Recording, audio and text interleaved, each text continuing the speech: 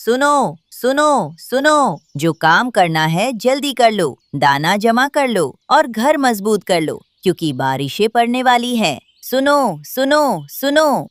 तोते भैया, यह तो बहुत अच्छा हुआ कि बारिशें पड़ने वाली हैं, वरना इस गर्मी में तो मेरे पंख ही जल जाते। हाँ रानो, चलो सब दोस्तों को इकट्ठे करते हैं और दाना ढूंढने निकलते हैं। ऐसा सोचकर तोता और चिड़िया कबूतर के पास जाते हैं और उसे भी अपने साथ भोजन खोजने के लिए कहते हैं। हाँ दोस्तों, मैं भी तुम दोनों के साथ चलूंगा। फिर वो तीनों दोस्त मिलकर बारिशों के मौसम के लिए भोजन खोजने निकल जाते हैं। उन्हें रास्ते में कौवे मिल जाते हैं। गोरी बहन और कालो भैया, आप भी हमारे साथ आ जाइए। हम बारिशों के मौसम के लिए भोजन खोजने जा रहे हैं। तुम दोनों ने जाना है तो जाओ, मैं और कालो अपना भोजन खुद खोज लेंगे। अच्छा बहन, जैसे आपकी मर्जी। इसी जंगल में एक भूखी लोमड़ी रहती थी। जब बारिशें होंगी, कोई पक्षी अपने घर से भी नहीं निकलेगा और मुझे शिकार भी नहीं मिलेगा। अभी इसे कुछ बंदोबस्त करना होगा।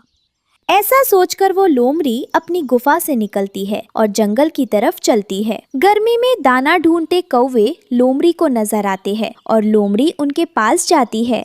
आज तो तुम दोनों भी भोजन खोज रहे हो, क्या इस बार किसी का भोजन चोरी नहीं करोगे? लोमड़ी मौसी, इस बार हमने सोच लिया है कि हम अपना भोजन खुद ही इकट्ठा कर लेंगे। तुम दोनों की मर्जी है। वैसे मेरे पास एक बहुत अच्छी योजना थी, जिससे हम पक्षियों का भोजन आसानी से चुरा सकते थे। तो फिर देर किस बात की है लोमड़ी? जल्दी हमें वो योजना बताओ। हमारे तो दिमाग में कुछ नहीं आ रहा। इस बार सब पक्षी बहुत चालाक है, वो हमारी किसी चाल में नहीं आएंगे। ऐसे कैसे नहीं आएंगे? मेरे पास जो योजना है, तुम दोनों सुनोगे तो खुशी से उछलने लगोगे। फिर लोमड़ी अपनी योजना कौवों को बताती है और कौवे खुशी से उछलने लगते हैं। ये बात तो हमारे दिमाग में आई ही नहीं लोमड़ी मौसी। हम अभी जाते हैं पक्षियों के पास और उन्हें सारी बात बताते हैं। ऐसा कहकर गौरी और कालू बड़े पेड़ों की तरफ उड़ जाते हैं, जहाँ सब पक्षी बैठे दाना खा रहे थे। दोस्तों, क्या तुम सबको पता है, पहाड़ों के पीछे गांव के पास एक जादुई खेत है, जहाँ बहुत सारी गंदम है और बहुत सारे मीठे फल। हम भला तुम्हारी बात पर कैसे यकीन करें? हम तुम्हारी बात पर यकीन नहीं करेंगे। चलो गौरी, हम चलते हैं। हमें इन पक्षियों को बताना ही नहीं चाहिए था। ऐसा कहकर वो दोनों कौवे वहाँ से उड़ जाते हैं। रानो बहन, एक बार हमें जाकर देखना चाहिए। हो सकता है वहाँ वाकई में कोई जादुई खेत हो और हमें मालूम ना हो। लेकिन तोते यार, क्या तुझे नहीं पता वहाँ लोमड़ी रहती है? अगर उसने हमें पकड़ लिया तो बहुत बुरा हो जाएगा। लेकिन हमें एक बार देखना तो चाहिए, फिर हमें मेहनत करने की जरूरत नहीं पड़ेगी और आसानी से भोजन मिल जाएगा। ऐसा सोचकर वो सब दोस्त पहाड़ियों के पास गुफा के पास पहुँच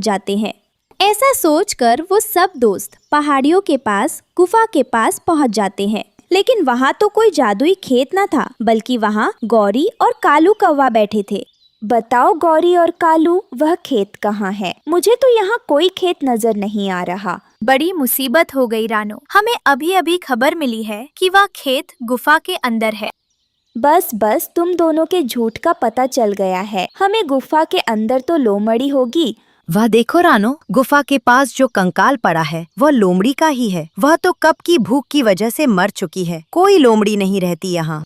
हाँ रानो बहन, लोमड़ी ने तो काफी समय से शिकार भी नहीं किया और जंगल में नजर भी नहीं आई। हो सकता है कौवे इस बार सच बोल रहे हों। हमें हर बार उन पर शक नहीं करना चाहिए।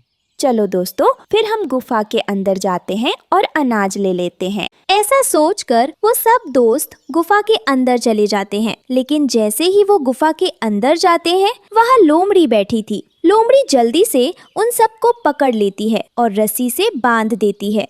लोमड़ी हंसने लगती है। इतनी आसानी से मरने वाली नहीं हूँ मैं। जब तक चिड़िया तेरा मांस नहीं खाऊंगी, मुझे चैन नहीं मिलेगा।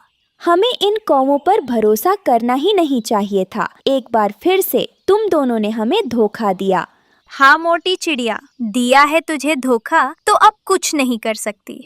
मैं अच्छे से मसालों में डुबो कर खाऊंगी इन सबको। तुम यहीं रहना, मैं जाकर सारे मसाले खरीद कर लाती हूँ। लोमड़ी वहाँ से चली जाती है।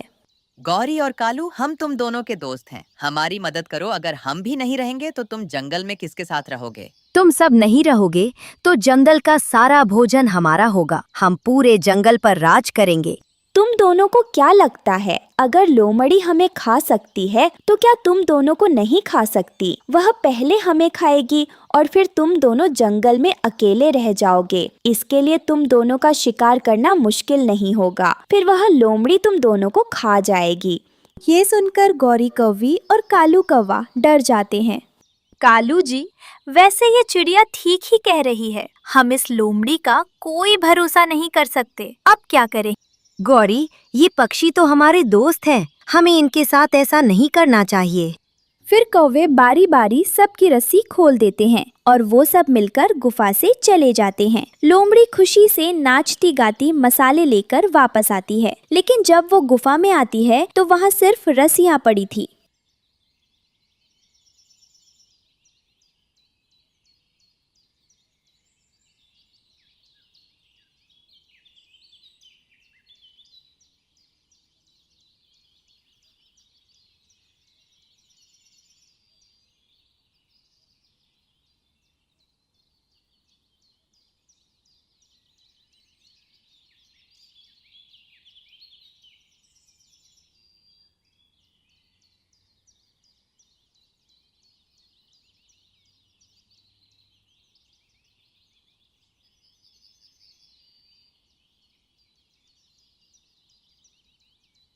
लोमड़ी कौवों को बेवकूफ बनाना चाहती थी और वो बेवकूफ बन भी गए थे। फिर कौवे लोमड़ी के साथ चलते हैं और लोमड़ी उन्हें एक कुएं के पास ले जाती है।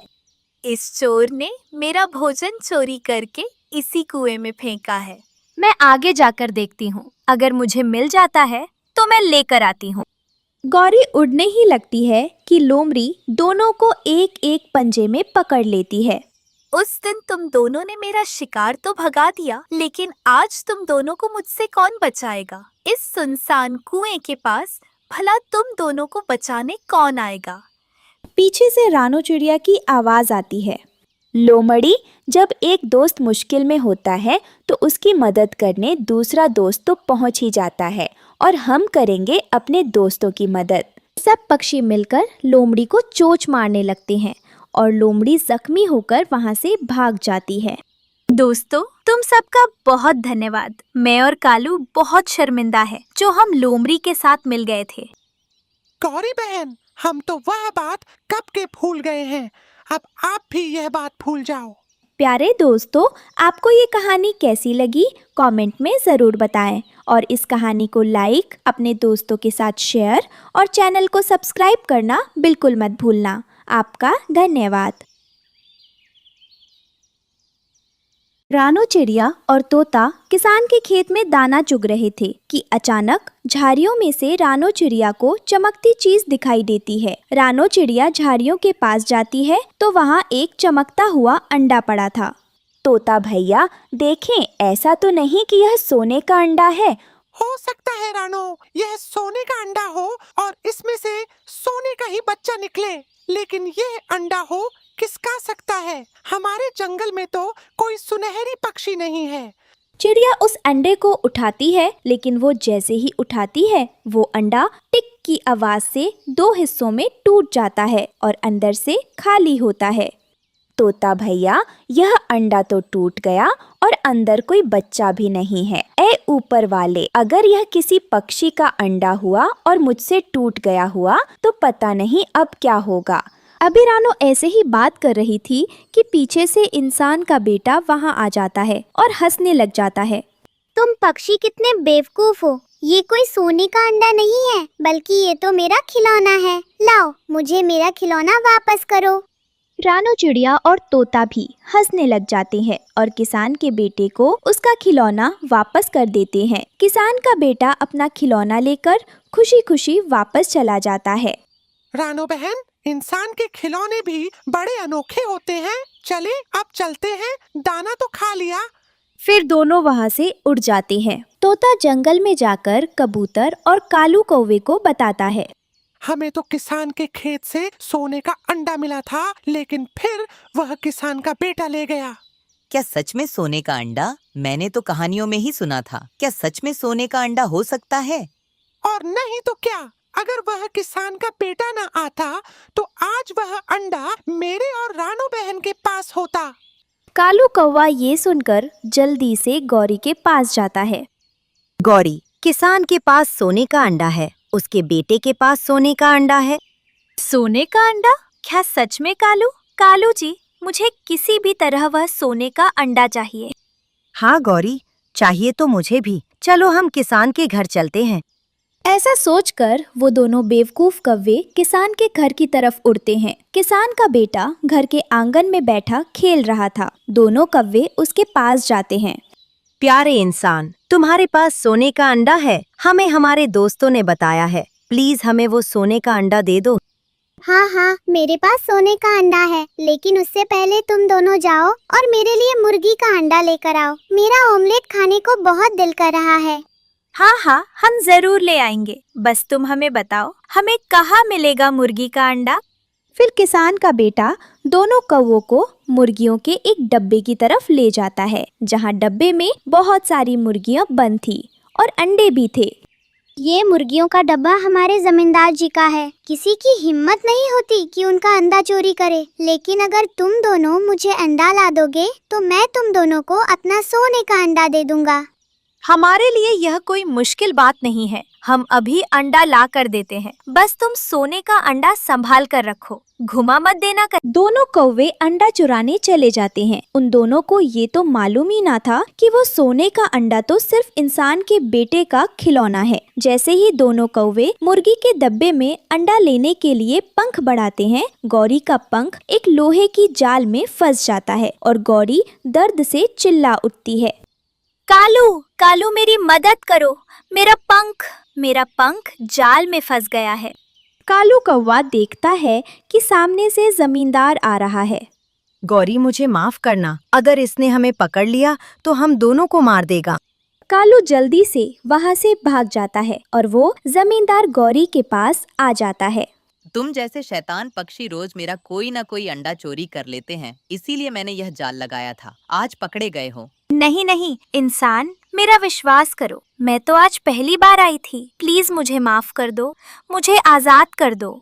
तुम्हारा पंख तो पहले भी कट चुका है, मेरे ख्याल से तुम्हें सजा मिल चुकी है। वो बड़ी मुश्किल से छलांगे लगाती जंगल पहुंचती है, जहां कालू पेड़ की ऊंची शाख पर बैठा था। गौरी को देखकर वो भागा भागा गौरी के पास आता है। गौरी, मुझे पता था तुम बच जाओगी। वैसे भी तुम जैसे बुरे पक्षी जल्दी नहीं मरते। कालू के बच्चे, तू घर चल, मैं तुझे फिर बताती हूँ। वहाँ तो मुझे अकेला छोड़ आया, क्या फायदा तेरा मेरे पति होने का।